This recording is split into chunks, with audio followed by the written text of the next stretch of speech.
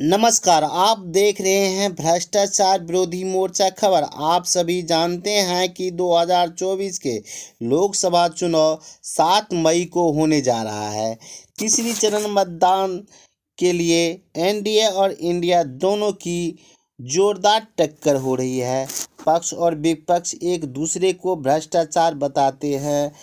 आज हम बात करने जा रहे हैं उदय प्रकाश गोयत जी से। उदय प्रकाश गोयत, पूर्व विधायक राघोपुर। अभी सर इंडिया और इंडिया का जो है पूरा टक्कर हो रहे हैं, क्या कहना चाहिए? टक्कर तो है ही। कुछ लोग खबर जो चल रहा है उसमें टक्कर दिखा रहा है, लेकिन संपूर्ण रूप से जो दलित समाज है, जो अति पिछड़ा है, पिछड़ा समाज है, जो सर्वहारा वर्ग है, वो संपूर्ण रूप से एनडीए के साथ है। क्या भ्रष्टाचारी है, क्या है सर? यह लालू यादव सिद्ध कर दिया अपने दो बेटी को पुनः फिर से टिकट दे करके। जो राज्यसभा का मेंबर है, किसी न किसी ऐसे नेता का हक मारा है। जो राज्यसभा का मेंबर अभी 4 साल बाकी है उसका, मीसा भारती का, और उसको लड़ा दिया गया लोकसभा से, जिसका कोई क्रियाकलाप नहीं है। वह दिल्ली में रहती है, लेकिन जनता के बीच में कहीं उनका कोई पहचान नहीं है।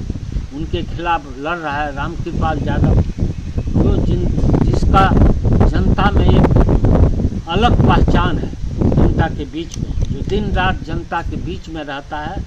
और कई चैनल से पता चलता है कि रामकृपाल बहुत वोट से जीत रहा है पटना में।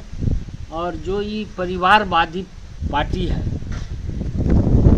तो हमको कहने में कोई गुरेज नहीं लग रहा है कि यह राष्ट्रीय जनता दल सिर्फ नाम का राष्ट्रीय जनता दल है, लेकिन बिहार के अलावा इसका कोई पूरे देश में कोई पहचान नहीं है। यह बेटा बेटी का पार्टी रह गया। जो है सरकारी लाभ नहीं मिलता है। गलत अफवाह फैलाया जा रहा है कि मुसलमान, कोई भी ऐसा मुसलमान नहीं है जिसको नरेंद्र मोदी द्वारा जो 5 किलो अनाज है, जो 2000 रुपया कौन योजना में दिया जा रहा है, किसान के लिए जनधन योजना में जो 2000 रुपया है, वह सभी मुसलमान को मिलता है। जो सरकारी राशि है, जो केंद्र द्वारा बजट में जो दिया गया है, वह संपूर्ण रूप से संपूर्ण हिंदू और मुसलमान दोनों को समान रूप से मिल रहा है।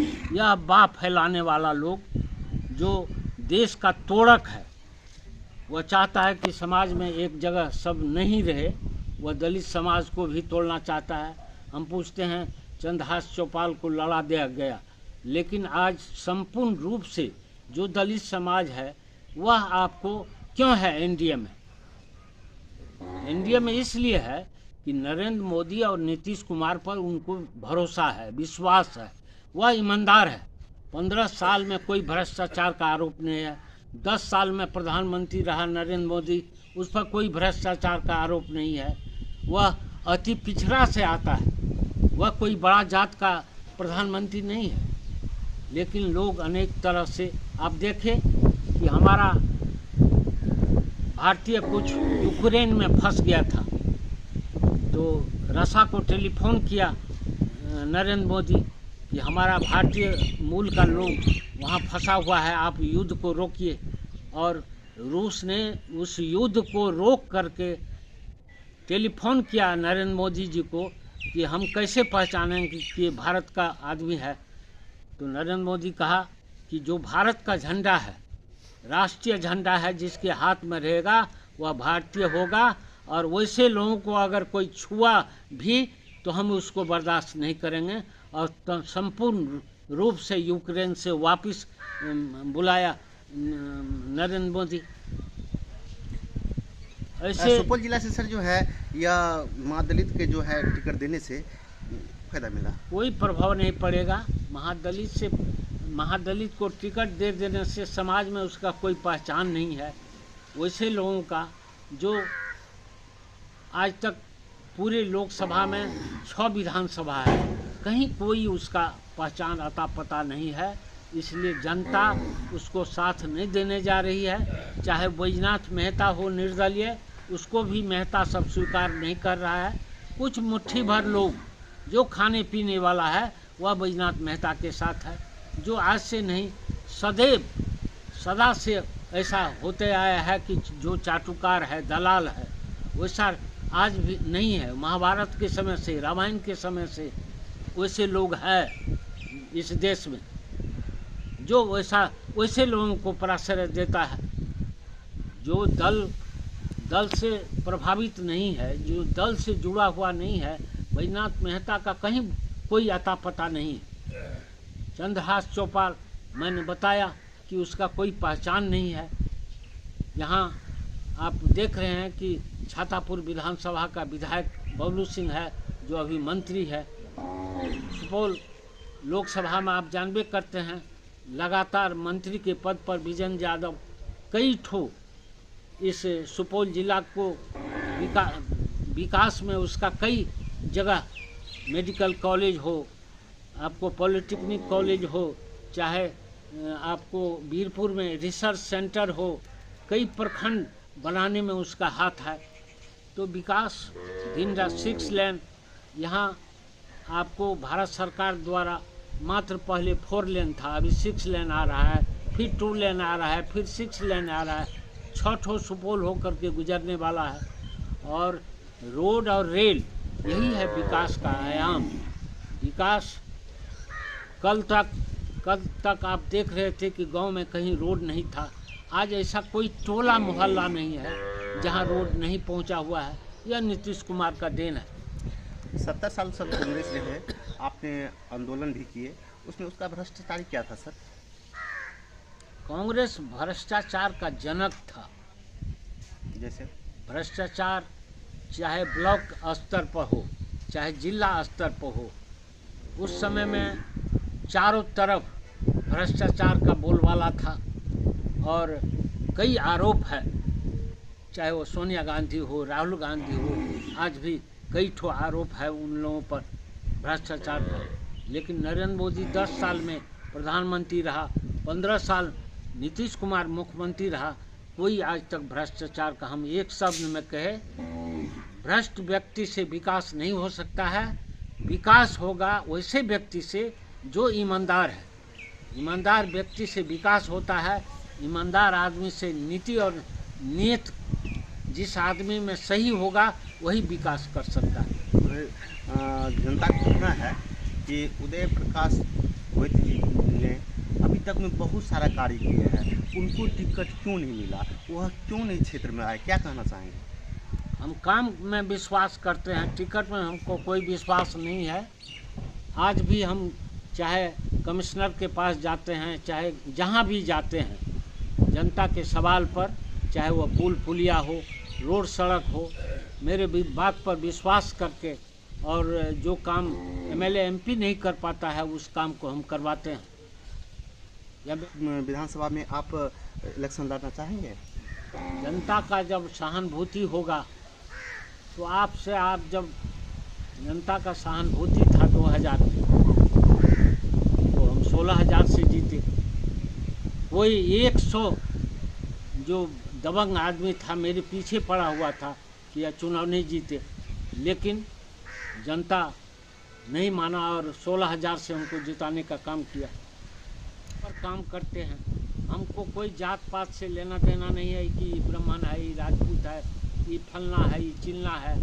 जो खास करके दलित समाज जो पिछड़ गया है आज़ादी के बाद, जो अति पिछड़ गया है, वैसे लोगों को विशेष ध्यान रखते हैं और वैसे लोगों को चाहते हैं कि मुख्य धारा में, देश की मुख्य धारा से जुटे। यही मेरा मकसद है। सर, राजनीतिक क्षेत्र में जो है आपका पिताजी थे, मामा जी थे, लेकिन आपका जो है राजनीतिक क्षेत्र में ही आने का क्या मकसद था सर?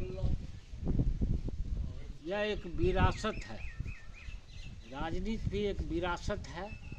और यह चाह जो पैदा होता है कि सेवा का भावना, यह कहीं ऊपर से नहीं, कहीं मांगा नहीं जाता है। यह ऊपर से उस व्यक्ति में खुद मौजूद हो जाता है कि जनता के प्रति क्या, जनता का दुख दर्द में जनता की सेवा हम करें, यही मेरा अपना ललक था। और इसी ललक के चलते हम आज इस पद पर भी आए, विधायक भी बने। और कब बने थे विधायक सर? 2000 से 2005 तक। किसके साथ में लड़ाई था आपका सर? हमारा लड़ाई था उस समय में बलुआ का अमरेंद्र मिश्र से, और उस समय में लखन ठाकुर थे विधायक। मुद्दा क्या था सर? मुद्दा कुछ नहीं था, मुद्दा था कि हम इस क्षेत्र को आज़ाद किए थे। आज़ादी के बाद जो आदमी मतपत्र नहीं दे पाया उसको हम TN शेषन के ज़माने में मतपत्र दिखाने का काम किए, उसके गांव में बूथ बनाने का काम किए। ऐसे कई काम किए हम जिससे जनता में मेरा पहचान बना। और वही पहचान, हमारे पास न पैसा था जनता को देने के लिए, न कोई ऐसा व्यवस्था था, लेकिन जनता हमको सपोर्ट किया, पैसा भी दिया और विधायक भी बनाए। अंत में सर अपने स्कूलवासी जनता से क्या कहना चाहेंगे? हम चाहते हैं कि देश अभी संकट में है, चारों तरफ बॉर्डर पर खतरा है, एक पार्टी की सरकार अभी है, नरेंद्र मोदी ज़रूरत है इस देश को 5 साल। आगे क्या होगा मैं नहीं कह सकता हूँ, लेकिन अभी ज़रूरत है कि एक पार्टी की सरकार बने। बिहार जब फिर 2025 में विधानसभा का चुनाव होने वाला है, उससे देश प्रभावित नहीं होगा। देश प्रभावित होगा कि केंद्र में एक मजबूत सरकार बने, ताकि देश का इस भारत के खिलाफ जो दुश्मन है वह आंख नहीं उठा सके। उसमें नरेंद्र मोदी सक्षम है, नीतीश कुमार सक्षम है, इसलिए मैं इसके साथ हूँ। और सर तेजस्वी यादव भी तो इनका जो है अभी जो प्रचार प्रसार कर रहे हैं भारतीय जनता पार्टी का। तेजस्वी आप देखें कि पूर्णिया में जो तेजस्वी यादव कहा पप्पू यादव के खिलाफ, उन्होंने अप्रत्यक्ष रूप से लोगों को कहा।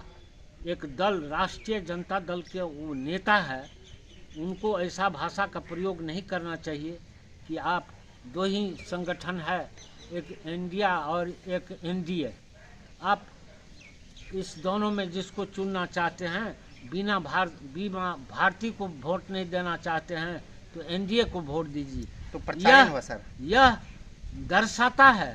दर्शाता है कि तेजस्वी यादव सिद्धांत से भी कमज़ोर है, नीति से भी कमज़ोर है और शिक्षा से भी कमज़ोर है। यह दर्शाता है, इसलिए ऐसे व्यक्ति से यह दल नहीं चलने वाला है तेजस्वी यादव से।